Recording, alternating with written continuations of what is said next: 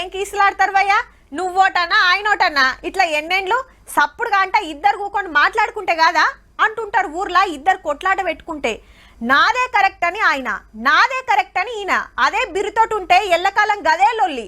అదే నలుగురు పెద్ద మనుషులను పిలిచి ఎవల ముచ్చటేందో చెప్పుకుంటే ఎట్లా న్యాయం చేయాలనో గట్ల వేస్తారు. సేమ్ గిట్లనే అన్నలు పోలీసులు మాట్లాడుకోవాలనేది ఈ పెద్ద మనుషుల మాట. అడవిలో తుపాకుల మూత లాగాలే, అన్నలను కాల్చుడు ఆపాలే, చర్చలు చేయాలి అని ధర్నా చౌక్ లో కూకున్నారు శాంతిని కోరేటోళ్ళంతా.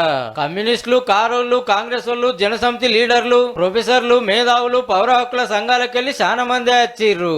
2027 తీసుకో, చివరి సంవత్సరం ఎప్పుడు వస్తుందో టెర్రరిస్టులు అనే వాళ్ళు లేకుండా తొలపటిస్తానని చెప్పి శపథం చేయి అమిత్ షా, అప్పుడు మీకు శాల్యూట్ చేస్తామని. వాస్తవానికి వాళ్ళ ఏరువేత పేరుతో అధిక భాగం ఇందులో చనిపోతున్నది ఆదివాసులే. అడవిలో పోతున్నది ఆ ఖనిజవనంలో కొరకపోతున్నారు. ఖనిజవనాలు ఎవరికి కావాలి? సామ్రాజ్యవాద దేశాలకి, ఈ దేశంలోని కార్పొరేట్ శక్తులకి. కార్పొరేట్ శక్తుల కొరకే మీరు పాలన చేస్తున్నారా? అమెరికా చెప్తే పాకిస్తాన్ తోటి యుద్ధం ఆపిన వాళ్ళు దేశంలో ఇంతమంది కోరినా నక్సలైట్లతో ఎందుకు చర్చలు చేయరని క్వశ్చన్ చేసిండ్రు వచ్చినోళ్ళంతా. ఎర్ర సినిమాల మూర్తన్న కూడా వచ్చిండు ధర్నాకు. అడిగినోడు నక్సలైట్, అడిగినోడు ఆల్ రైట్.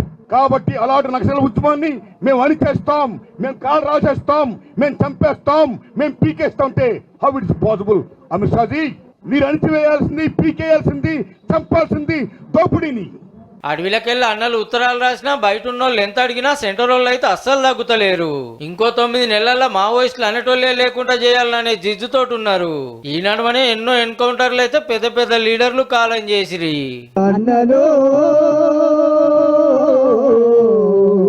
మా వీరులో శూరులో నా బిడ్డలో యాడ పుట్టినారో యాడ పెరిగినారో ఏడికొచ్చి మీరు పోరు చేసినారా?